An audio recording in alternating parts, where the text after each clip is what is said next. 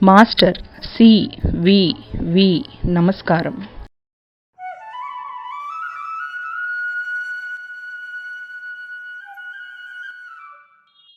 Master CVV. నమస్కారం. అందరికీ నమస్కారం. ఈరోజున మనం సావిత్రిలో ద డిసెంట్ ఇంటూ నైట్ అనే దాంట్లో శ్రీ అరవిందుల వారు రాసిన ముఖ్యమైన పాయింట్లు కొన్ని కిందటి సెక్షన్లో మనం విన్నాము. ఇవాళ తాతగారు సావిత్రిలో తెలుగులో వాటిని 7వ అధ్యాయం అనే క్యాప్షన్ తోటి ఈ చాప్టర్ వర్ణిస్తున్నారు. దీనికి టైటిల్ విడిగా ఎందుకు పెట్టలేదు అనే దాని గురించి కూడా మేము కొంత అనుకున్నాం. ఎందుకు అన్నింటికి పేరు పెట్టి దీనికి పెట్టలేదు అంటే అనుకున్నది ఏమిటంటే, ఇది చాలా దుఃఖభరితమైన ప్రహసనం, చాలా బాధ కలిగిస్తుంది. అందువల్ల తాతగారు దీన్ని ప్రత్యేకంగా ఒక పేరు పెట్టి వర్ణించకుండా వదిలేశారా, లేకపోతే పైన ఉన్న ఊర్ధ్వలోకాలు 7లాగా అధోలోకాల్లో 7వ లోకం కాబట్టి ఇంకా 7 అనే నంబర్ తోటి ఆపారా తెలీదు. కానీ దీనికి పేరు మాత్రం విడిగా ఏమి వర్ణించలేదు. నిన్న ఇంగ్లీష్లో మనం చెప్పుకున్న పాయింట్స్ గుర్తుంటే అవి ఎన్నో చోట్ల ఈ తెలుగులో చూస్తుంటే కనిపిస్తాయి. వాటితో పాటు తాతగారు అబ్జర్వ్ చేసిన ఈ చుట్టూ ప్రపంచంలో నుంచి అటువంటి స్థాయిలో ఆ లెవెల్లో ఉన్న జీవులు ఎలా ప్రవర్తిస్తారు అనడానికి మనకు అర్థమయ్యేలాంటి ఉదాహరణలు చాలా ఇచ్చారు ఇందులో. ఆ బాధ, ఆ ప్రవర్తన ఎక్కడ కనిపించినా దాన్ని మనం మార్చుకోవడానికి అవకాశం మనలో ఉన్న అంతరాత్మ దగ్గర నుంచి మనకు ఉంటుంది. అది కూడా సూచిస్తూనే ఉన్నారు ప్రతి చోటాను. చూసుకుందాం. మనసు సంసారం నుండి విడివడినచో అది ప్రశాంతిని తెలుసుకొనగలదు, పరిశీలింపగలదు.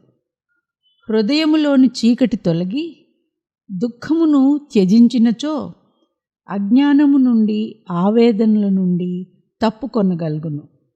ప్రశాంత చిత్తము, ప్రసన్న హృదయము లభించినప్పుడే, స్థిరమగు బుద్ధి కుదిరినప్పుడే బ్రహ్మ జిజ్ఞాస. ఇవే వాక్యాలు నిన్న అశ్వపతి యొక్క లక్షణాల గురించి చెప్తున్నప్పుడు శ్రీ అరవిందులు ఎటువంటి మనిషి బ్రహ్మ జిజ్ఞాసకి అర్హుడో ఆ లక్షణాలు అశ్వపతిలో ఉన్నాయి అన్నారు. ఇది ఇక్కడ తాతగారు అశ్వపతి అనే పేరు అయితే మెన్షన్ చేయలేదు, కానీ ఎవరికైనా సరే ఆ బ్రహ్మ జిజ్ఞాసతో వెళ్ళాలంటే ఇది బేసిక్ క్వాలిఫికేషన్. మనము జీవితంలో ఓడిపోవచ్చున్నామేమిటి, దీనికి కారణమేమి, ఎక్కడ ఉన్నది ఆ కారణం, జీవితమునకు సృష్టి కారణము ఎక్కడ కలదు అని విచారింపటానికి అటువంటి బ్రహ్మ జిజ్ఞాస కలవారికే, అలాగా ఈ ప్రాపంచికమైన ఇన్ఫ్లుయెన్సెస్ని అధిగమించిన వారికే వీలవుతుంది. అప్పుడు ఈ జీవితముపై లగ్నమైన చూపును మరల్చి పైకి చూడనారంభించును. పైన ఏమున్నది, ఆ వెనుక ఏమి కలదు అని ఆలోచించుటకు, చూచుటకు, పరిశీలించుటకు మొదలెడును. ఇట్లు పై చూపుతో పరిశీలించినప్పుడు ఈ దృశ్యమాన ప్రమాణమున ఆవలగా చూచినప్పుడు అదృశ్యము, అనంతము, శూన్యమునగు నిండుదనము కనిపించును. 3 యాడ్జెక్టివ్స్ వాడారు ఇక్కడ. అదృశ్యము, అనంతము, శూన్యము అగు నిండుదనం. ఈ దృశ్యమాన ప్రమాణమునకు ఆవలగా చూచినప్పుడు అదృశ్యము, అనంతము, శూన్యము, వాస్ట్, ఇన్విజిబుల్ అండ్ శూన్యం అయిన నిండుదనము కనిపించును. అట్లు కనిపించడి వస్తు సంచయమంతయు ఆవర్తమానమగుచు సుడులు సుడులుగా పరిభ్రమించుచున్నట్లు తెలియదు. లెక్కింపరాని, ఇంతకాలమని గణింపరాని వలయములుగా ఈ సృష్టి నడుచుచునే ఉన్నది. గణించటానికి వీల్లేనన్ని సైకిల్స్లో ఈ సృష్టి సైక్లిక్ మోషన్లో వెళ్తూనే ఉంది. ఆ ఆదిశేషుని చుట్టలు ఈ సృష్టి భారమును వహించుచున్నట్లు తోచుచున్నది. ఆ ఆదిశేషుని పొలుసులే ఈ ప్రాణులు. అందలి సంకల్పము వలననే మనస్సు, వస్తువు అను రెండు ఏర్పడినవి. అవి రెండును కలిసి ఆ సంకల్పము యొక్క రెండు విధములగు శక్తులు మాత్రమే కానీ వేరు కాదు. అంటే ఫిజికల్ మెటీరియల్ అండ్ మైండ్, మనస్సు, వస్తువు, ఈ రెండు కూడా ఆ సంకల్పంతో వచ్చినవే, వేరు కాదు. ఒకటి శక్తి, వేరొకటి వస్తువు. ఇది మనకి మళ్ళీ మళ్ళీ చదువుతూనే ఉన్నాం. ఒకటి శక్తి, వేరొకటి వస్తువు. వాటితోటే ఇక్కడ మనకి విజిబుల్ వరల్డ్ వచ్చింది. మన సంకల్పములు, ఆ సంకల్పము నుండి వచ్చిన కళలు ఇంకను తెర తొలగించి చూచినచో, ఇంకొంచెం ముందుకెళ్ళి చూస్తే ఈ లోకమును ఆవరించిన అజ్ఞానము, బాధ అనేది కారు నలుపు చీకటి కనిపించును. నిన్న చదివాం కదా, అశోపతి ఆ కారు నలుపు చీకటిలోకే దిగుతున్నాడు, డిసెంట్. అది మనకి ఎదురగును. ఆ కారు నలుపు చీకటి, దానికి ఒక రూపు లేదు, కానీ భయంకరంగా మన్ని తన గుప్పిట్లోకి తీసుకునేలాంటి ఒక శక్తిలాగా అది ఎదురవుతుంది. ఆ చీకటిలో నుండి ఈ వస్తువులన్నీ వచ్చుచున్నవి. ఈ భూమి మీద మనం చూసే వస్తువులన్నీ కూడా ఆ చీకటిలో నుంచి వస్తున్నాయి. ఏదియో ఒక కాంతి కలిసి ఉన్నట్లు తెలియను. ఆ వస్తువులలో ఏదో ఒక దివ్యత, ఒక సౌమ్యము ఉన్నట్లు తెలియవచ్చును. కానీ దానికెదురుగా ప్రత్యర్థిగా విధి, మృత్యువు ఎదుర్కొనును. ఈ వస్తువులన్నింటినీ, అందులో ఉన్న సౌమ్యత, దివ్యతకి అడ్డుగా ఒక నల్లని చీకటి. అవి ఈ సృష్టిని నష్టము చేయుచుండును. ఈ నల్లదనం, ఈ అంధకారం, అది ఆ తేజస్సును మరుగుపరచెడి తెర. ప్రమాదము, భ్రమ ఈ ప్రాణులను ఆవరించే ఉన్నవి. ఆ మృత్యుస్పర్శ వలన ప్రాణులలోని అమృతత్వము తిరిగిపోవచున్నది, కానీ పెరుగుటలేదు. వెలుగును సుఖమును ముంచివైచుచున్నవి కానీ పెంచుటలేదు. ఈ అంధకారము, ఈ అజ్ఞానం. ప్రాణులన్నీ రూపాంతరమందుట, మారకమందుట, ఉండకపోవుట అంటే ఇంపర్మనెన్స్ ఇక్కడ ఉన్నది. ఇక్కడ ఉన్న లక్షణాలు ఏమిటంటే, ప్రాణులు ఎవరు పర్మనెంట్ కారు. పెడతల పెట్టిన బుద్ధి మనలో ఇక్కడ వక్రించి పనిచేయను. అంటే స్ట్రైట్ ఫార్వర్డ్ ప్రాపర్ థింకింగ్ కాదు, అన్నీ కూడాను డీవియేషన్స్, డైవర్షన్స్ అన్నమాట. అది మనస్సునకు నచ్చిన సిద్ధాంతములను ప్రతిపాదించుచున్నది. మసిపూసి కొత్త రంగులు కురిపించుచున్నది. అన్నింటినీ సందేహించునట్లు, అన్నిటినీ సంకోచించునట్లు చేసి మంచి మజిలీలను, చలువ పందిరులను కూలద్రోయుచున్నది. మీకు నిన్న ఇంగ్లీష్లో మనం చదివింది కనుక గుర్తుంటే, ఇటువంటి వర్డ్సే సైన్ పోస్ట్ చెరిపేస్తుంది. ఈ నైట్ జర్నీలో ట్రూత్ వైపు వెళ్ళే మార్గాన్ని అవరోధాలు కలిగిస్తుంది అని. అదే తాతగారు మనకి సేమ్ ఇక్కడ ఎలా చెప్పారో చూద్దాం. శిలాశాసనములుగా ఉన్న లోకాదర్శములను తిరస్కరించుచున్నది. తనకిష్టమైన కంచుకోటలను, ఇనుప తెరలను తానై కట్టుకొనుచున్నది. తనకు తానే నిర్మించుతోంది. జ్ఞానదీపమునకు, ప్రేమ మాధుర్యమునకు, కరుణారసమునకు చెరుపు కలిగించుచున్నది. ట్రూత్, లైట్ అనేవి ఇక్కడ అసలు ఉండే అవకాశమే లేదు అనేలాగా వాటికి చెరుపు కలిగిస్తున్నది. దివ్య ప్రజ్ఞ గల దేవతలను ఆరాధించుటకు బదులు క్షుద్ర శక్తులను, క్షుద్ర దేవతలను ఆరాధించుట జరుగుచున్నది. అంటే అశ్వపతి ఈ లోకంలో చూసినది మనకిక్కడ తాతగారు చెప్తున్నారు. ఆ ఆరాధన వలన ఏవో మంత్రశక్తులు లభించి ఇతరులకు ఆపదలను కలిగించి భయకారకములగుచున్నవి. ప్రేమ మాధుర్యము విరిగి కటురసమగుచున్నది. దయారసము రాక్షసత్వముగా మారిపోవచ్చున్నది. దేవతలను దెయ్యములుగా అనర్చుచున్నది. అందువలనే జీవితము శోక మోహమయముగా మారిపోయినది. మన ప్రతి కార్యము, యత్నము వంచనామూలకమై వంచనాశిల్ప విశేషముగా ఆగుచున్నది. అన్నీ కూడా డిసీట్, మోసం చేయడానికే. ఇంకా వేరే సత్యానికి తావు ఇక్కడ ఉండట్లేదు.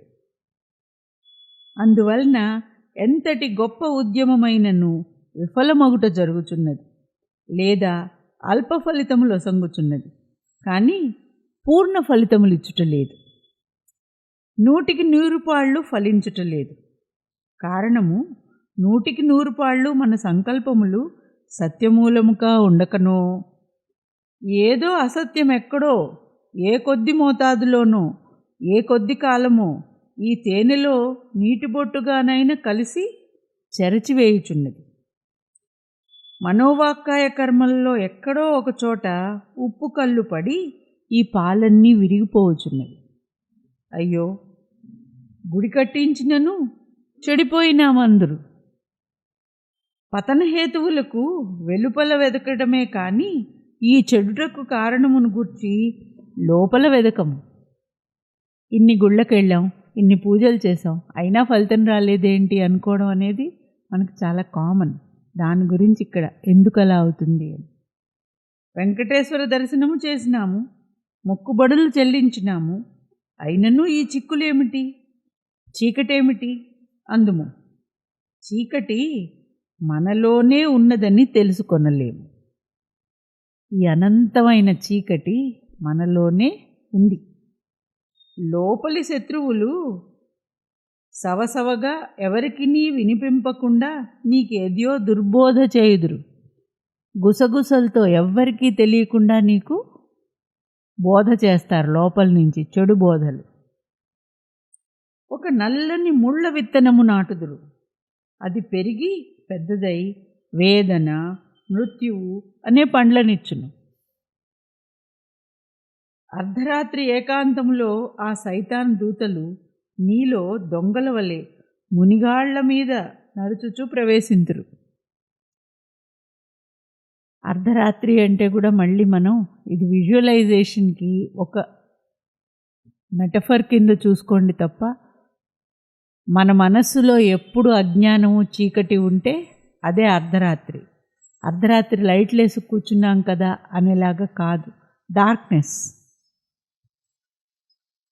ఆ ప్రవేశించుట కూడా దొడ్డిదారిలో దొంగచాటున రంగు పూసుకున్న ఆశలలో నుండి. ఒక బూడిద ముసుగు రాయబారులు చూచునుచో గుండె జల్లుమనును. ఆశలు అనే ముసుగులు వేసుకుని వస్తారట ఈ దొంగలు, మన్ని రహస్యంగా లోబరుచుకుంటారు. వారు అదృశ్యమూర్తులై లోపల ప్రవేశింతురు. అధికార దర్పము, దురాశ, దంభాచారము వారితో కూడా వచ్చి పలకరించును. ఆ పలకరింపు, ఆ దుర్బోధ ఎవరికినీ వినిపించదు. తుదకు నీకునూ వినిపించదు. నీకట్లు తెలియను. అంటే ఎవరో నీకు బోధిస్తున్నారా అని అంటే ఎవడు ప్రత్యేకంగా కనిపించడు, కానీ నీ లోపలికి ప్రవేశించి ఎక్కడి నుంచో నీకు ఆ హింట్, ఒక క్లూ అందిస్తారన్నమాట. తెలియకుండానే అది నువ్వు గ్రహించేలాగా చేస్తారు. ఆలోచనగా వచ్చును, ఆలాపనై నిల్చును. అదే మళ్ళీ మళ్ళీ ఆలోచన. ఇలా ఎందుకు ఉండకూడదు?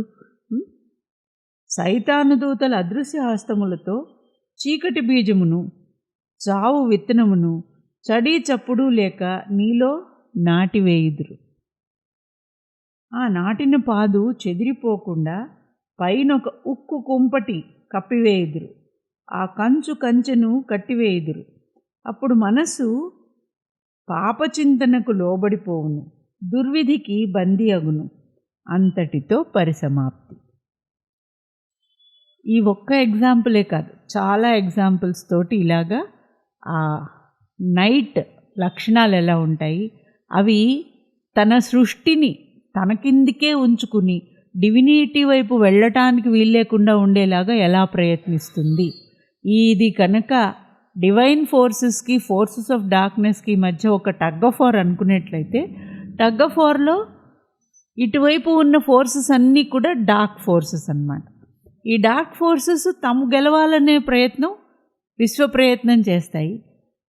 అటువైపు ఉన్న ఫోర్సెస్ ఆఫ్ లైట్ కూడా తాము గెలవాలి అని విశ్వ ప్రయత్నం చేస్తాయి. ఎవరు గెలుస్తారు అనేది, ఎటువైపుకు బలం ఎక్కువ ఉంటే వాళ్ళది గెలుపు. ఇక్కడ ఇది చదువుతూ ఉంటే, ఈ ముందుది కూడా చదువుతూ ఉంటే, నాకు Milton English poet Paradise last అని రాశారు ఆయన. అది కూడా ఒక పెద్ద మహాకావ్యం. ఈ సావిత్రిలాగానే అన్ని గ్రంథాల్లోకి ఉంటుంది. దేవదానవ యుద్ధంలాగా అనుకోండి. ప్యారడైజ్ లాస్ట్, మనిషి భూమి మీదకి ఎందుకు పడిపోయాడు, నరకంలోకి సైతాన్ ఎందుకు పడిపోయాడు, స్వర్గంలోకి వెళ్ళాలనుకుంటున్న మనుషుల్ని సైతాను ఈ భూమి మీద ఎలాగ తన వైపుకు తిప్పుకుంటాడు అనేలాంటి ఇతివృత్తంతో ఉంటుంది ప్యారడైజ్ లాస్ట్. మనిషి తన స్వర్గం నుంచి పతనం అయిపోవడానికి ఏ విధంగా అనేలాగా వస్తుంది. మొత్తం సమ్మరీ కింద మనం చూసుకుంటే, అందులో చాలామంది ఆ పుస్తకం చదివిన వాళ్ళు ఏమన్నారంటే, మిల్టన్ రాసిన దాంట్లో స్వర్గం వర్ణన కంటే నరకం వర్ణన చాలా కళ్ళకు కట్టినట్లుగా ఉంది అని అంటారు. దానికి కారణం ఏమై ఉంటుంది అంటే, నరకం అనేది మనందరం కూడా ఏదో ఒక రకంగా మన మనస్సుల్లో ఉంది, చూస్తూనే ఉన్నాం, మన చుట్టూ కూడా చూస్తున్నాం. కాబట్టి స్వర్గం అనేది దాని అందాలు ఇంకా మన ఊహకి పూర్తిగా అందవు. ఆ అనుభూతి ఏమిటో ఇలా ఉంటుందేమో అనుకుంటాం, కానీ నిజంగా చూసి అనుభవించిన వాళ్ళలాగా లేం. కాబట్టి మిల్టన్ కూడా స్వర్గాన్ని ఊహించి రాశాడు కాబట్టి నరకం అంత పట్టుగా అది లేదు అని చెప్పి అంటారు. ఇక్కడ ఇది ఒక యోగ దర్శనం. వీరు స్వర్గాన్ని ఎంత బాగా వర్ణించారో తాతగారు అరవిందులు, నరకాన్ని కూడా అంతే బాగా వర్ణించారు ఈ యోగ దర్శనం ద్వారా. మనం అర్థం చేసుకోవటంలో తేడా ఎక్కడొస్తుందంటే, మనము నరకానికి దగ్గర నుంచి కాబట్టి అవును అవును అనిపిస్తుంది, స్వర్గం గురించి ఉన్నదైతే కాబోలు అనిపిస్తుంది. తేడా ఇందులో అక్కడుంది. ఇది నాకు ఇది చదువుతున్నప్పుడు గుర్తొచ్చింది, మీతో షేర్ చేసుకుంటున్నాను. అంతటితో పరిసమాప్తి అన్నారు కదా. ఈ మార్పు గనుక జరిగితే, మనలో ఆ విషబీజం గనుక విజయవంతంగా ఈ చీకటి అనేది గనుక నాటగలిగితే, దొంగగా వచ్చి ప్రతి వస్తువు వికారముగా కనిపిస్తుంది. అంటే డివినిటీ, బ్యూటీ, లైట్ అన్నీ కూడా పోతాయి, అన్నీ తలక్రిందులగును. అంతకు పూర్వము అదే వస్తువును చూచినచో అంతయు అందముగా కనిపించి ఉన్న దానిలో ఎంతయో తృప్తి, హాయి ఉండేది. ఆకాశం ఎంతో విశాలముగాను ఆహ్లాదకరముగాను, సూర్యకాంతి ఎంతో సుందరమై బంగారపు మెరుపుల వలెను, సెలయేళ్ళు మలుపుల వలె కాంతుల కొలువుగా ఉండేది. ఓహో, ఏమా పూలవాసన, చిగురాకులలో చిందడి జీవకళ, ప్రకృతి ఎంత రమణీయముగా ఉన్నది, ఎంతటి ఆకర్షణ. అరేరే, ఈ పసిపాప బోసు నవ్వుల ముత్యాల హారములు ఎంత బాగున్నవి, ఈ పెద్దల పెద్దరికము ఒద్దిక ఎంతయో మధురముగా హృదయముకు ఆహ్లాదకరంగా ఉన్నదే. ఏమి ఈ స్త్రీల సౌందర్య విలాసము, విమలమైన ఆకర్షణ, వెకిలి ఆకర్షణ కాదు, పవిత్రమైన ఆకర్షణ. పురుషులు ఎంత పుణ్యహృదయులుగా ఉన్నారు, అంతయు ఎంతో అందముగా ఉన్నది. ఇట్లనినవాడు ఒక్క క్షణములో మారిపోవచ్చున్నాడు. రహస్యంగా ఎప్పుడు దుస్తుందో ఆ తేడా అనేది తెలియదు అనేది. అంతయు గోవింద విపరీతముగా అయిపోవచున్నాడు. తనలోని ఆత్మజ్ఞానము, ఔన్నత్యము సర్వము గభాలున పడిపోవచున్నది. ఒక్కసారి మోసము, మాయ అనుగాలి రయ్యమని వీచుచున్నది. ఈ మంచుబొమ్మ టప్పున ఎగిరిపోవచ్చున్నది. దారి మారి మాయదారిలోకి వెళ్తుంది. దారి మాయదారి, మాయదారి బ్రతుకుంటుంటాం. అది తాతగారు ఎంత అర్థవంతంగా దారిపోయి మాయదారిలోకి పడ్డంట. వెలుతురంతయు చీకటిలోనికి ఉరికిపోతోంది. సత్యజ్యోతి మాయలో అణిగిపోయి వంకర టింకర మాయ బంగారమే మేలిమి బంగారముగా చలామణి అవుతుంది. పట్టపగటే మోసములు, దోపిడీలు దేశభక్తిగా నాయకత్వముగా చలామణి అగును. అధికార దర్పమే అందమైపోవును. దుర్మార్గులు దేవతాస్వరూపులుగా మారిపోవుదురు. అల్పులు క్షుద్రులు అధికారులయ్యెదరు. మోసమే మంత్రాంగము నడుపును, దోషము తంత్రాంగము నడుపును. నీతిని గోతిలో పూడ్చివేయుదురు. అవినీతి అందరకు ఆరాధ్య దైవం అవుతుంది. బాధ కలగట్లేదా మనకి? మన చుట్టూ ఉన్న ప్రపంచం ఇలాగే ఉందే, మనం నిజంగానే ఆ కింగ్డమ్ ఆఫ్ నైట్లో ఉన్నాము అనేది ఒక్కసారి మనం ఆలోచిస్తే ఎంత వేళ్ళూనుకుపోయింది కరప్షన్ అన్ని చోట్ల. అన్యాయం అనేది తలెత్తుకుని ఎలా తిరుగుతోంది, గూండాలు రౌడీలు ఎలాగా పెద్దల కింద పూజింపబడుతున్నారు అనేది పేర్లు చెప్పుకోకుండానే మనకి ప్రపంచ పరిస్థితి ఇప్పుడు ఎలా ఉంది అనేదే ఇక్కడ వర్ణించి కనిపిస్తోంది. విందులతో చిందులతో అవినీతిని ఆశ్రిత పక్షపాతమును అందరకు పంచిపెట్టెదరు. ఎంత పెద్ద మోసగానికి అంత పెద్ద పీట, పెద్ద తంత్రాంగమునకు పెద్ద కుర్చీ, పెద్ద పెద్ద విందులలో వడ్డించడి రసాయనము లంచము, ఉపప్రధాన ద్రవ్యము మోసము, మూడవది నీతిని చంపి వండిన మాంసము, ధర్మహాని నుండి వచ్చడి మద్యము, ఇదే విందు. అతటి నుండి వచ్చడి వాసనయు బరువుగా భారముగా ఉండును. అతట స్వచ్ఛముగా హృదయముగా ప్రేమమయముగా నవ్వెడి చిరునవ్వుల ఆహ్వానం ఉండదు. ఉండెడిది విసుపు, వెగటు, వెక్కిరింపు, సకిలింపు, ఏవగింపు. సహజముగా ఉండెడి నమ్మకము, సహృదయత, ఆత్మీయత, సోదరభావము అతట కనిపింపవు. అందులకు బదులుగా భయము, సంకోచము, అతి జాగ్రత్తగా తిరుగాడుచుండును. అందరూ కూడా ఎవరినంటే ఏం గొడవ వస్తుందో, ఎందుకు వచ్చిందిలే, నోరు మూసుకుని ఉంటే బతుకుతాం. ఇది కూడా ఇప్పుడు మనకి కనిపిస్తూనే ఉంది. దొంగల మధ్య పులుల మధ్య తిరుగుచున్నట్టు తలపు వస్తుంది. సహజముగా ఉండవలసిన మంచితనము పోయి తెచ్చిపెట్టుకున్న అతి వినయము, అతి మర్యాద, నటన ప్రత్యక్షమగును. అతిదయ, అతిధర్మము, అవినీతి కనపడును. అతిధర్మం, అతిదయ అది కూడా నోట్ చేసుకోండి. అవ్యాజమగు ఉబికి వచ్చేటి ప్రేమాదరములు అచ్చట వాటికి ఆదరత లేదు. ఈ ద్విపాత్రాభినయము, ద్వంద్వనాటకము, ద్వంద్వతంత్రము ఎంత హాస్యాస్పదము, ఎంత నగుబాటు, ఎంతటి సిగ్గుచేటు. కానీ ఇది అక్కడి వాస్తవాలు. ఆ ప్రపంచంలో రూల్ అదే. ఇచట వేదరుక్కు వంటి దివ్యనాదము వినవచ్చినది.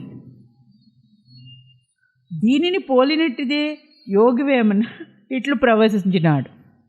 ఎందుకంటే అతిభక్తి, అతిధర్మము, అతిదయ అని చెప్పారు చూడండి, దానికి ఒక ఉదాహరణలాగా ఆ ప్రపంచంలో కూడా, ఆ నైట్లో కూడా కొన్ని నీతులు వినిపిస్తాయి, రుక్కులు వినిపిస్తాయి. అవి ఎటువంటివి చెప్తున్నారు. వేమన ఇట్లు ప్రవచించినాడు: ఆత్మశుద్ధి లేని ఆచారమదియేల, భాండశుద్ధి లేని పాకమేల, చిత్తశుద్ధి లేని శివపూజలేలరా అన్నారు. అంతేకాదు, గంగిగోవు పాలు గంటెడైనను చాలు, కడివెడైననేమి కరము పాలు, భక్తి కలుగు కూడు పట్టెడైనను చాలు. ఈ భావములనే కొంచెము త్రిప్పి శ్రీ అరవిందులు ఇట్లు చెప్పినారు: దొంగ పుణ్యము కంటే దొర పాపము మేలు, దొంగ పుణ్యము చూచి దొరలు నవ్వెదరు, చిత్తశుద్ధి లేక చేసెడు పాపంబు రిత్తయగును వ్యర్థరీతి నుండు, గొప్పకునై ఉండి కోరెడి పుణ్యంబు మెప్పునకునే గాని మేలు కాదు. గొప్పల కోసం పోయి పుణ్యాలు దానాలు చేయడం, గుళ్ళు కట్టించటాలు, ఇవన్నీ ఏవి పుణ్యాలు కావు. నిజంగానే మనం బోల్డ్ మంది వేళ్ల నిండా ఉంగరాలు, మెడ నిండా గొలుసులు, తల నిండా ఏవో బొట్లు, చాలా నీతిగా ఉంటారు చూడండి.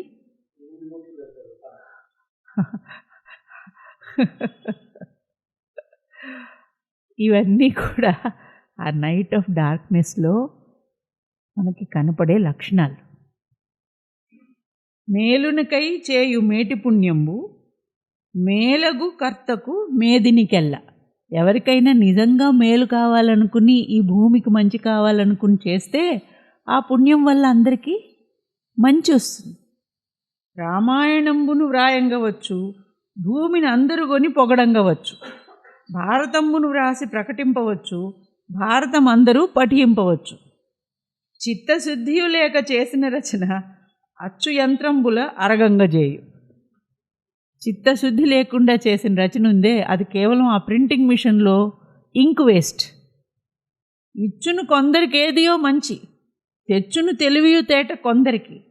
రచయిత చిత్తంబు కొరగాకయున్న రచనకు అమృతంపు రుచి అందబోదు.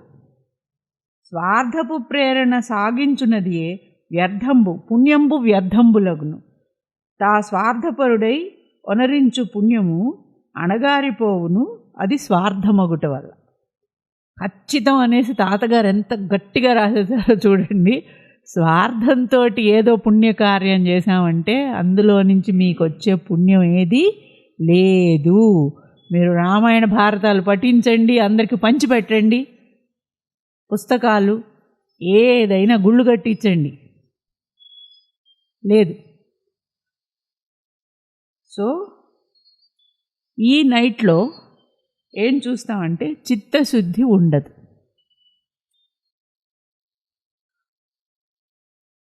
త్రికరణముల పొందిక లేక చేయు పుణ్యములు హాస్యాస్పదములై పాపమే మంచిదేమో అనిపించును.